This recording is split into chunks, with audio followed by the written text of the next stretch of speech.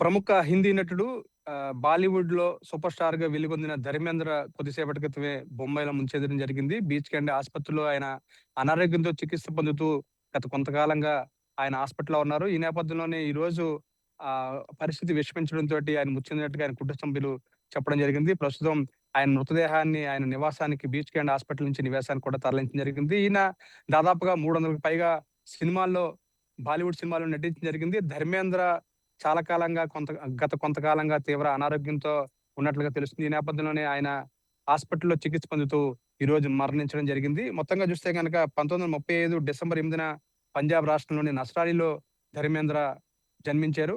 ఆ తరువాత ఆయన 1960లో బాలీవుడ్‌లోకి అడుగుపెట్టడం జరిగింది. ఆయన ఈ నేపథ్యంలోనే ఎన్నో ప్రముఖ చిత్రాల్లో నటించడం జరిగింది. ముఖ్యంగా చూసుకుంటే గనక 'షోలే' చిత్రం భారతదేశాన్ని ఉర్రూతలూగించిందని చెప్పుకోవచ్చు. అమితాబ్‌తో కలిసి షేర్ చేసుకున్న ఈ సినిమాలో ఆయన నటనకు గాను పెద్ద ఎత్తున అభిమానులు యాంగ్రీ యంగ్ మ్యాన్‌గా కూడా పిలుచుకోవడం జరిగింది. ఆయన్ని ఈ సినిమా కెరీర్ మలుపు తిప్పినట్టుగా కూడా మనం చెప్పుకోవచ్చు. ఈ నేపథ్యంలోనే 'షోలే' ద్వారా ఆయన యాక్షన్ కింగ్‌గా బాలీవుడ్‌లో అవతరించడం జరిగింది. మరోవైపున ఈయన 'హీ మ్యాన్‌గా' కూడా బాలీవుడ్‌లో పిలుచుకుంటారు. ఈ నేపథ్యంలోనే ప్రస్తుతం ఆయన మృతి చెందడంతోటి బాలీవుడ్ ప్రముఖులందరూ కూడా ఈ హాస్పిటల్‌కి రావడం జరుగుతుంది. అక్కడి నుంచి ఆయన మృతదేహాన్ని ఇప్పుడే నివాసానికి తరలించినటువంటి ప్రముఖులందరూ కూడా ఒక్కొక్కరుగా ఆయన నివాసానికి చేరుకోవడం జరుగుతుంది. ఇప్పటికే అమితాబ్ బచ్చన్‌తో పాటు ప్రముఖ బాలీవుడ్ నటులు 'సల్మాన్ ఖాన్' కానీ, అదేవిధంగా అమితాబ్ బచ్చన్ కుమారుడు 'అభిషేక్ బచ్చన్' గాని, అదేవిధంగా ఇతర రాజకీయ ప్రముఖులందరూ కూడా ఇక్కడికి చేరుకుంటున్నారు. ఇక్కడ ముంబై నగరంలో మొత్తం శోకసంద్రంగా బాలీవుడ్ అంతా కూడా శోకసంద్రంగా మునిగిపోయిందని చెప్పుకోవచ్చు. ఆయన సుదీర్ఘ కాలంగా భారతీయ జనతా పార్టీలో ఆయన రాజకీయ ప్రస్థానాన్ని కొనసాగించారని చెప్పుకోవచ్చు. ఇందులో భాగంగానే ఆయన 2004లో రాజస్థాన్‌లోని బికనీర్ నుంచి లోక్‌సభ సభ్యుడిగా ఎన్నికవ్వడం జరిగింది. ఆయనకి నలుగురు కుమారులు, అదేవిధంగా ఇద్దరు కుమార్తెలున్నారు. ఇందులో సన్నీ డియోల్, అదేవిధంగా బాబీ డియోల్ ఇద్దరు కూడా బాలీవుడ్‌లో ప్రముఖ హీరోలుగా వెలుగొందుతున్నారు. ఇటీవల కాలంలోనే 'యానిమల్' సినిమా ద్వారా మరోవైపున బాబీ డియోల్ రెండవ అంటే సెకండ్ ఇన్నింగ్స్‌ని కూడా ప్రారంభించినట్లుగా మనం చెప్పుకోవచ్చు. ఆయన తొలినాళ్ల జీవితానికి సంబంధించి మనం కొన్ని విశేషాలు చెప్పుకుంటే గనక ఆయన పంజాబ్‌లోని లూధియానా జిల్లాలో ఉన్న నస్రలి అనే గ్రామంలో సన్ సింగ్ డియోల్ అదేవిధంగా సత్వంత్ కౌర్ దంపతులకు డిసెంబర్ 8 అదేవిధంగా 1935లో జన్మించడం జరిగింది. ఇతను పూర్తి పేరు ధర్మ్ సింగ్ డియోల్‌గా చెప్తారు. అదేవిధంగా లూధియానాలోని కోకోవాల్ దగ్గర ఉన్న డంగన్ అనే గ్రామంలో ఈయన పూర్వీకులు ఉండేవారు. అక్కడే చాలా కాలం ఆయన పెరగడం జరిగింది. ధర్మేంద్ర చిన్నతనం అంతా కూడా అక్కడే పెరగడం జరిగింది. ఆ తరువాత అక్కడి నుంచి లాల్టన్ కలన్ గ్రామంలో ఆయన 10థ్ క్లాస్ వరకు కూడా చదువుకున్నారు. అక్కడి నుంచి ఆయన తన తండ్రి ప్రధానోపాధ్యాయుడిగా పనిచేయడంతోటి ఆయన అక్కడ ఎక్కువ కాలం ఉండడం జరిగింది. ఆ తర్వాత అక్కడి నుంచి ఆయన రాంగరియా కళాశాలలో మెట్రికులేషన్ అంటే ఫగ్వారాలో ఉన్న కళాశాలలో మెట్రికులేషన్ కూడా 1952లో పూర్తి చేయడం జరిగింది. ఆ తరువాత ఆయన సినీ ప్రస్థానం చాలా విచిత్రంగా జరిగిందని చెప్పుకోవాలి. ఎందుకంటే ఫిల్మ్‌ఫేర్ పత్రిక నిర్వహించిన పోటీల్లో ఆయన ఒక న్యూ టాలెంట్ పురస్కారానికి ఎంపికయ్యి ఆ ద్వారా ఆయన ఫిల్మ్‌ఫేర్ నిర్వహించిన పత్రిక ద్వారా న్యూ టాలెంట్‌లో ఆయన ఎంపికయ్యారు. ఆ తర్వాత ఆయన బాలీవుడ్‌లోకి అడుగుపెట్టడం జరిగింది. మొట్టమొదటిగా ఆయన ముంబైకి చేరుకుంది. అంటే పంజాబ్ నుంచి ముంబైకి చేరుకున్న తర్వాత కొన్ని చిత్రాల్లో సహాయ నటుడిగా నటించడం జరిగింది. 1960లో ఆయన 'దిల్ భీ తేరా హమ్ భీ తేరా' అనే చిత్రం ద్వారా ఆయన ఈయన హిందీ చిత్రంలోకి అడుగుపెట్టడం జరిగింది. బాలీవుడ్‌లోకి అడుగుపెట్టడం జరిగింది. అందులో ఆయన సహాయ నటుడిగా ఆయన తన పాత్రను పోషించడం జరిగింది. ఆ తర్వాత 1967లో విడుదలైన 'బాయ్ ఫ్రెండ్' చిత్రంతోటి కూడా ఆయన సహాయ నటుడిగా పనిచేయడం జరిగింది. ఇంకా అక్కడి నుంచి అంటే 1960 నుంచి 1967 వరకు దాదాపు 7 సంవత్సరాల పాటు ఆయన పలు చిత్రాలలో సహాయ నటుడిగా నటించడం జరిగింది. అంటే సెకండ్ హీరో కింద ఆయన తన పాత్రను పోషించడం, అదేవిధంగా క్యారెక్టర్ ఆర్టిస్ట్‌గా ఆయన పాత్రలు పోషించడం జరిగింది. ఆ తరువాత ఆయన అదే సమయంలో రొమాంటిక్ హీరో గూడా కొన్ని చిత్రాల్లో పనిచేయడం ద్వారా పేరు తెచ్చుకోవడం జరిగింది. ఇక మనం చూస్తే గనక నూతన్ తీసిన 'సూరత్ ఔర్ సీరత్' అంటే 1962లో రావడం జరిగింది. ఆ సినిమా కానీ, అదేవిధంగా 'బాందిని' 1963లో రావడం జరిగింది. అదేవిధంగా 'దిల్ నే ఫిర్ యాద్ కియా' 1966లో ఈ సినిమా రావడం జరిగింది. ఇక 'దుల్హన్ ఏక్ రాత్‌కి' 1967లో రావడం జరిగింది. 'అన్ఫద్' అనే చిత్రం 1962లో రావడం జరిగింది. 'పూజా కే ఫూల్' అనేది 1964లో రావడం జరిగింది. ఈ చిత్రాల ద్వారా అంటే 'పూర్ణిమ' కానీ, 'కాజల్' అనే చిత్రాల ద్వారా గాని, 'ఫూల్ ఔర్ పత్తర్' అంటే 1966లో వచ్చిన ఈ చిత్రం ద్వారా ఆయన పేరు తెచ్చుకున్నారు. ఇక ఆ తరువాత ఈ సహాయ పాత్రలు పోషించిన తర్వాత 'ఫూల్ ఔర్ పత్తర్' సినిమా ద్వారా ఆయన మొదటిసారిగా సోలో హీరోగా అంటే సింగిల్ హీరోగా ఆయన స్క్రీన్ షేర్ చేసుకోవడం జరిగింది. ఈ నేపథ్యంలో 'ఫూల్ ఔర్ పత్తర్' తోటి ఆయనకు పేరు రావడం జరిగింది. ఇక ఆ తరువాత 1971లో ఆయన నటించిన 'మేరా గోయన్ మేరా దేశ్' చిత్రంతోటి యాక్షన్ హీరోగా ఆయన పేరు తెచ్చుకోవడం జరిగింది. ఇంకా ఆ తరువాత 1975, 77 సమయంలో వచ్చిన 'షోలే' చిత్రంతోటి ఆయన పూర్తిగా సినిమా రంగంలో ఒక ఒక విధమైన యాంగ్రీ మ్యాన్, యంగ్ హీరోగా ఆయన పేరు తెచ్చుకోవడంతో పాటు అమితాబ్ బచ్చన్ తోటి షేర్ చేసుకున్న ఈ చిత్రం ఇప్పటికీ కూడా అత్యధిక కలెక్షన్ సాధించిన చిత్రంగా, అదేవిధంగా పూర్తి స్థాయిలో బాలీవుడ్‌ను మలుపుని తిప్పిన చిత్రంగానే చెప్పుకోవచ్చు. 'షోలే' చిత్రంతోటి ఇప్పటికి కూడా అటు విలన్‌గా నటించిన 'అంజాద్ ఖాన్' కానీ, ఆయనతో పాటు నటించిన 'అమితాబ్ బచ్చన్' కానీ, వీరి ముగ్గురికి కూడా కెరియర్‌ని మలుపు తిప్పినట్లుగానే మనం భావించాల్సి ఉంటుంది. ఈ సినిమాలో ఆయన నటనకు గాను విమర్శకులు సైతం ఆయన ప్రశంసలు దక్కించుకున్నారని చెప్పుకోవచ్చు. ఇక మరోవైపున ఆయన రొమాంటిక్ చిత్రాల్లో సైతం నటించి యాక్షన్ కాకుండా రొమాంటిక్ హీరోగా కూడా ఆయన గుర్తింపు తెచ్చుకున్నారు. ఇందులో భాగంగానే 1977 నాటికి ఆయన పూర్తి స్థాయిలో ఒక ప్రముఖమైన హీరోగా తన కెరియర్‌ను మలుచుకోవడం జరిగింది. ఇక మనం చూస్తే గనక 'తుమ్ హసీనే', 'జవాన్', 'దో చోర్', 'చుప్‌కే చుప్‌కే', 'దిల్లగి', 'నౌకర్ బీవీ' వంటి హాస్య ప్రధానమైన చిత్రాల్లో కూడా ఆయన నటించడం జరిగింది. ఇక మరోవైపున ఆయన 'రాజా జానీ', 'సీతా ఔర్ గీత', 'షరఫత్', 'నయా జమానా', 'పత్తర్ ఔర్ పాయల్', 'తుమ్ హసీనా', 'మై జవాన్', 'జగ్ను', 'దోస్త్', అదేవిధంగా 'ఆజాద్', ఆ తర్వాత 'షోలే'. ఈ చిత్రాల్లో హేమ మాలిని తోటి ఆయన కలిసి నటించిన తర్వాత ఆయన హేమ మాలిని రెండవ వివాహం చేసుకున్నారు. దాదాపుగా వీరిద్దరూ కలిసి నటించిన చిత్రాలన్నీ కూడా హిట్ పెయిర్‌గా నిలిచాయి. ఈ నేపథ్యంలోనే ధర్మేంద్ర హేమ మాలిని వివాహం చేసుకోవడం జరిగింది. ఆ తర్వాత మనం చూస్తే గనక 'ఇండియా టైమ్స్' నిర్వహించిన అత్యద్భుతమైన చిత్రాలు అంటే మొదటి 25 చిత్రాల్లో 'షోలే' ఇప్పటికి కూడా నిలిచి ఉందంటే గనక ఆ 'షోలే'కి ఎంత ఆదరణ లభించిందో చూసుకోవచ్చు. ఇక 1976 నుంచి 84 మధ్యలో కూడా 'రాజా తిలక్' కానీ, లేదంటే 'హుకూమత్' కానీ, 'జానీ నహీ దూంగా' గాని ఇలాంటి సినిమాలు ఎన్నిట్లోనూ కూడా ఆయన యాక్షన్ సినిమాల్లో నటించి పూర్తి స్థాయిలో యాక్షన్ హీరోగా ముద్రపడింది.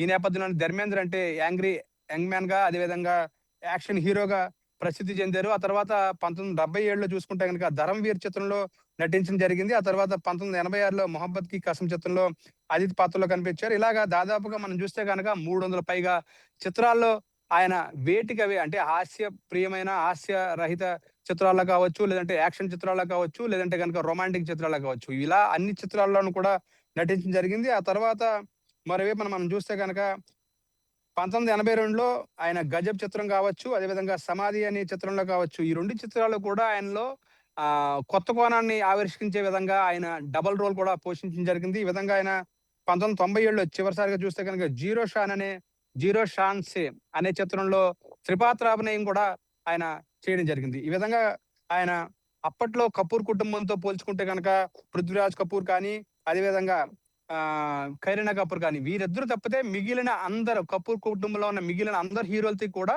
ధర్మేంద్ర సినిమాల్లో నటించడం జరిగింది.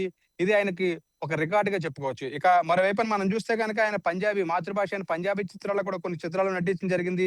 'కంకన్ దే ఓలే' అనే చిత్రంలో అతిథి పాత్రలో ఆయన కొద్దిసేపు మెరవడం జరిగింది. అది 1970లో ఆ సినిమా రిలీజ్ కావడం జరిగింది. ఇక మనం చూస్తే 1974 'దోషేర్' అనే చిత్రాల్లో కూడా ఆయన నటించడం జరిగింది. ఆయనకు ఇద్దరు తనయుల్లో సన్నీ డియోల్, అదేవిధంగా బాబీ డియోల్, అదేవిధంగా కుమార్తె ఇషా డియోల్. వీళ్ళు ముగ్గురు కూడా అంటే మొత్తం ఆరుగురిలో ఈ ముగ్గురు కూడా హిందీ సినిమా రంగంలోనే ఇద్దరు హీరోలుగా, అదేవిధంగా ఇషా డియోల్ హీరోయిన్‌గా, మరోవైపున నిర్మాతగా కూడా రాణించడం జరిగింది. అందరూ కూడా హిందీ చలనచిత్ర రంగంలోనే ప్రసిద్ధి నటులుగా ఉన్నారు. మరోవైపున ఇతనికి అంటే ధర్మేంద్ర చూసుకున్నట్లయితే గనక 2004 నుంచి 2009 మధ్యలో బీజేపీ తరపున ఆయన లోక్‌సభ నియోజకవర్గం అంటే బికనీర్ లోక్‌సభ నియోజకవర్గం నుంచి పోటీ చేసి అక్కడ లోక్‌సభ నియోజకవర్గం అభ్యర్థిగా ఆయన గెలుపొందడం జరిగింది. దాదాపుగా ఆయన తన 89 ఏళ్ల వయసులో కూడా చాలా అంటే దాదాపుగా చివరి నిమిషం వరకు కూడా సినిమాల్లో ఎంతో అత్యధికమైన ఇష్టమైన పాత్రలన్నిటిని కూడా పోషించడం జరిగింది. ఈ నేపథ్యంలో పౌరాణిక పాత్రల్లో కూడా నటించాలన్న కోరిక అంటే చాలా కీలకమైన పౌరాణిక పాత్రల్లో కూడా నటించాలన్న కోరికతో ఆయన ఉండేవారు. కానీ ఆ కోరిక నెరవేరేట్లుగా కనిపించినట్లేదు.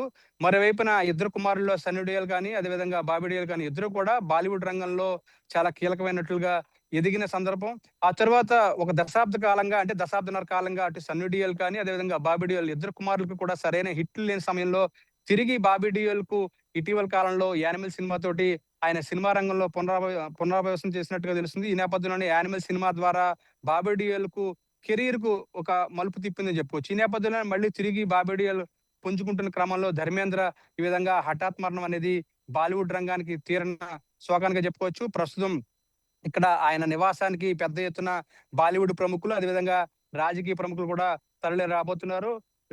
అంటే ఈరోజు, రేపు సినీ ప్రముఖుల కోసం ఆయన మృతదేహాన్ని ఇంటి వద్ద ఉంచి, ఆ తరువాత రేపు అంత్యక్రియలు జరగబోతున్నట్లుగా మనకు తెలుస్తుంది. ఈ నేపథ్యంలో దీనికి సంబంధించి కొద్దిసేపట్లోనే పూర్తి స్థాయిలో సమాచారానికి మీడియా కూడా రిలీజ్ చేయబోతున్నారు. మరోవైపున ధర్మేంద్రను కడసారి చూసేందుకు గాని ఆయన అభిమానులు పెద్ద ఎత్తున ఇంటికి రావడానికి కూడా చాలా మంది ప్రయత్నం చేస్తున్నారు. ఈ నేపథ్యంలోనే ముంబైకి సంబంధించిన పోలీసులు సైతం ఇంటి వద్ద భారీ బందోబస్తు ఏర్పాటు చేయడం జరిగింది. ఆయన మృతదేహాన్ని చూసేందుకు గాను భారీ ఎత్తున అభిమానులందరూ కూడా తరలి రాబోతున్నారు. ఇప్పటికే సినీ ప్రముఖులందరూ కూడా, అంటే ఆయనతో షోలతోటి, అదేవిధంగా పలు చిత్రాలతోటి ఆయనతో నటించిన అమితాబ్ బచ్చన్ గాని, అదేవిధంగా ప్రముఖ హీరోలంతా అంటే సల్మాన్ ఖాన్ గాని, అదేవిధంగా ఆయనతో సినిమాల్లో పాలు పంచుకున్న, అదేవిధంగా దర్శకులు కావచ్చు, అదేవిధంగా నిర్మాతలు కావచ్చు, వీరందరూ కూడా పెద్ద సంఖ్యలో ఇక్కడికి ఇంటికి చేరుకుంటున్నారు ఒక్కొక్కరుగా. మరోవైపున మహారాష్ట్ర ముఖ్యమంత్రి ఫడ్నవీస్ కానీ, అదేవిధంగా దేశ ప్రధాని మోదీకి సైతం ఆయనకు సంతాపాన్ని వెలిబుచ్చడం జరిగింది. ఆయన మృతికి సంతాపంగా ఆయన కుటుంబ సభ్యులకు సంతాప సూచకంగా ఒక సందేశాన్ని కూడా ఇవ్వడం జరిగింది. మరోవైపున ఆంధ్ర రాష్ట్ర ముఖ్యమంత్రి చంద్రబాబు నాయుడు సైతం ధర్మేంద్ర మృతికి సంతాపాన్ని వ్యక్తం చేశారు. అదేవిధంగా ప్రతిపక్ష నాయకుడిగా వైఎస్ఆర్ కాంగ్రెస్ పార్టీ అధ్యక్షుడైన జగన్మోహన్ రెడ్డి సైతం ఆయన ఆయన మృతికి సంతాపాన్ని వెలిబుచ్చడం జరిగింది. ఇలా దేశానికి సంబంధించిన పలువురు ప్రముఖులు కానీ, రాజకీయ నాయకులు కానీ అందరూ కూడా సంతాపం వ్యక్తం చేస్తున్నారు. ఈ నేపథ్యంలో 89 ఏళ్ల వయసులో ఆయన అనారోగ్యంతోటి మృతి చెందడం, ఈ నేపథ్యంలోనే బాలీవుడ్ ఒక ప్రముఖ నటుడిని కోల్పోవడంపై బాలీవుడ్ దిగ్భ్రాంతికి గురైందని చెప్పుకోవచ్చు.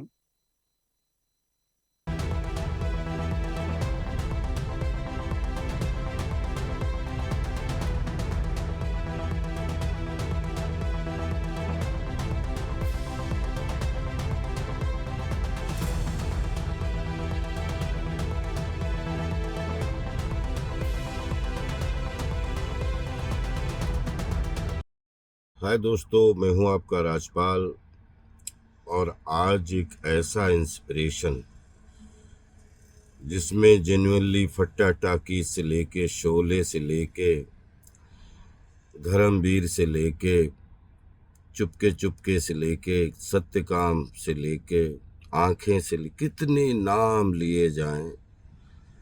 और जब हमारा इंडस्ट्री में हमें एडमिशन मिला तो उस समय सनी पाजी, सनी भैया, बॉबी भैया, उनसे हमारा हमेशा रिश्ता भाई भाई का रहा। लेकिन आदरणीय धनम जी, आपसे मिला तो आपने पुत्र बोला और वो ऐसा दिमाग में छपा और फिर आपने गले लगाया। और मैं ये कह सकता हूँ कि बॉलीवुड में किसी ने भी मुझे पुत्र बोला तो वो आपके श्रीमुख से निकला था।